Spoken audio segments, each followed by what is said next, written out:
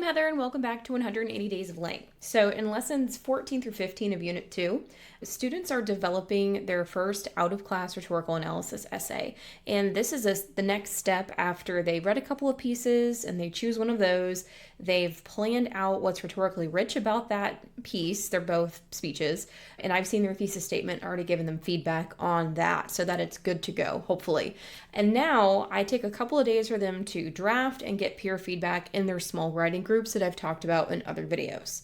So in this video, what I want to talk about mostly though are the most common questions that people ask me as an experienced AP Lang teacher about rhetorical analysis essays. So I have a really informal short list here.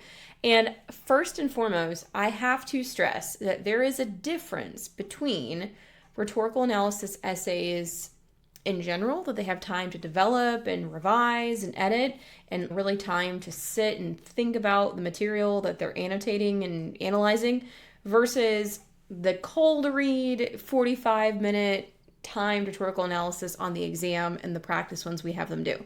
So just keep that in mind, that there's two answers to every question. The ideal of when they can develop a piece of writing, and then the under duress version on an AP exam. And I know a lot of teachers really care about that piece because they want to tell their students, like, what are the tricks to be successful on this? All right, so here's probably the number one question that I get. And actually somebody just asked me that not too long ago and I was replying and I'm like, oh, I should talk about this in the next video. Common question: should students focus on just 2 body paragraphs or 3 body paragraphs? So if they are doing an out of class or an essay where they have more time to develop it, I usually ask for 3 because I give them longer passages that they're going to encounter on the exam. We do a graphic organizer organized around 3 rhetorical choices, and I think they just have more space, and I want to see 3 solid paragraphs and have them practice that cohesion. They're usually no more than 3 full pages double spaced anyway. They're not long essays, usually closer to 2, but I think that's appropriate for this level, and it gives them chances to analyze 3 different strategies. The more they practice analyzing, the more likely they are to be successful on the exam. That being said, on the exam, I feel like 2 is pretty good, because if they're really digging into strong evidence for those and they're writing rich commentary for those, that can go pretty far, and compared to 3 hastily written paragraphs with maybe just 1 piece of evidence or shallow commentary because they're in a hurry. And then also, if they take a while to read and annotate or they write really slow, you don't want them to max out a rhetorical analysis essay and shortchange themselves on time for the argument and the synthesis essay. So this is not blanket advice by any means, but I think that it's reasonable to ask for 3 body paragraphs for in-class, 2 body paragraphs on timed essays.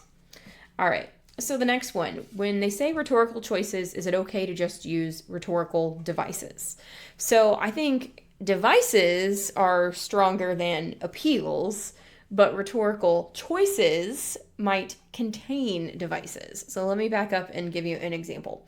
So it's probably not enough to say that Carrie Chapman Catt builds her authority, uses authority appeal or something like that. That's not a really strong body paragraph because there's so many ways that she does it. You're just not getting into the descriptive way that she builds that authority.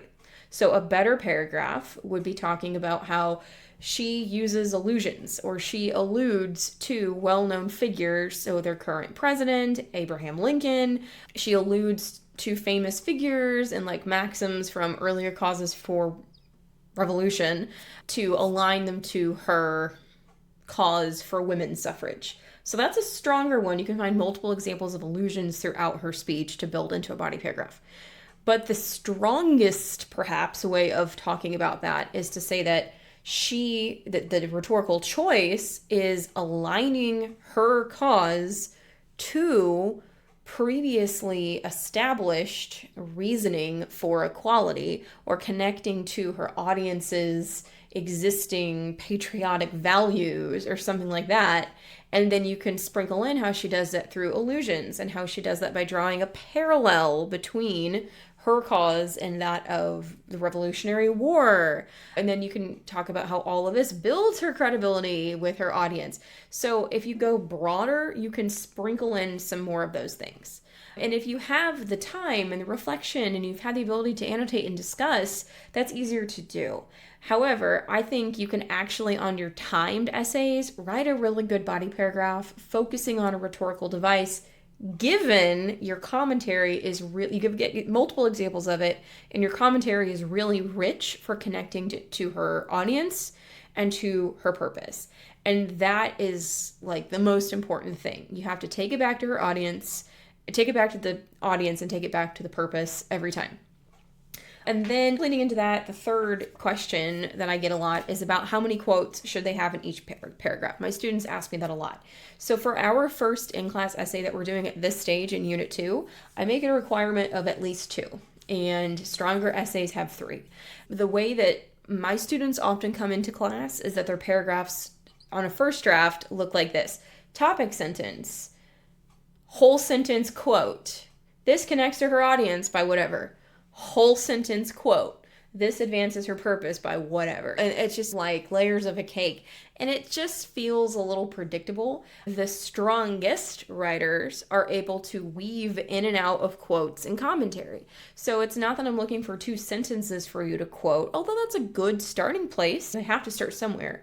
I'm looking for them to weave in and out. So using sentence stems like Kat's call for quote connects to her audience's desire for whatever. When she later asserts that quote, it advances her purpose to whatever. So just that's what I mean by weaving in and out of quotes and commentary. So you can see how a really rich body paragraph would do that more than 2 times. They might find lots of little places to weave in and out of quoted evidence for that. Those seem to be the strongest essays, and that actually is true for the extended ones where you have time to develop them and the on-demand essays. So it's important for students to get confident weaving in and out of quotes and commentary in their sentences. Here's a bonus one, and I'm honestly not even focusing on this too much yet with my students because it's just learning the structure of these essays is already asking so much on top of the rigor of the passages that they're analyzing. But if you have really more advanced students or they're really steeped in AP exams in the culture of your school, they probably want to know, how do I get the sophistication point? If you don't know, AP essays are scored on a scale of 1 through 6. So you get 1 point for having a successful thesis. That's the easiest point to get. The bar is actually quite low for a thesis on the exam. You didn't hear that from me, but it is. And then the next 4 points are from evidence and commentary together. We'll talk more about that in the commentary exploration lessons down the road. But the last point that's the hardest to get is this sophistication point. And it seems that there's a lot of ways a student can get it. But I would say if you're trying to coach your writers to get the sophistication point, they need to be able to think about the complexities and the tensions in any text that they're analyzing. So seldom is it one purpose a speaker is trying to achieve. They're never there for just one reason. There's always multiple ones. I'll give you another example. There's a common released passage people use with Florence Kelly, and she's speaking to suffragettes, but she's talking about ending child labor. And she uses all this really pitiful diction and imagery about little girls barely old enough to reach the bobbins and the mills and stuff like that. And the purpose, a lot of times students will just get fixated on the end child labor part of it. But the other layer to that one is that she's also trying to advocate for women's suffrage because this is a cause that women care about and they would vote for. So if students can talk about tensions and complexities and the multiple layers in an argument, then that is going to make it more sophisticated. There's other ways you can earn the sophistication point, but I think that is the one that is the most accessibly coachable to students. But not on the first essay. That's a down the road thing when you've done some practice. When you have those kids that are okay, you can handle evidence and commentary.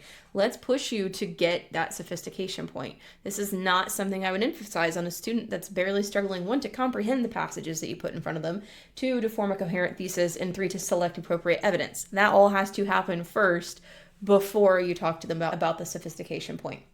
So you, AP Lang teacher, do not get too hung up on that until your students are ready to do that. And if for whatever reason a student is watching this video, go watch something more interesting But yeah, you should not get hung up on the sophistication point until you've mastered evidence and commentary and your thesis statement. All right, so back to just this lesson, I'm going to have students have some work time. We're going to do some peer review, and we're going to focus in our small writing groups on really basic things. Are your transitions clear? Have you embedded your evidence correctly? Have you cited your evidence? And have you done your best to connect each piece of evidence to the audience and the author's purpose? So at this level, those are things that all students should be able to check for. In your writing groups, you're going to have mixed levels of success in that. But if students are really struggling with some of those, you may need to stop and do a little mini lesson on that.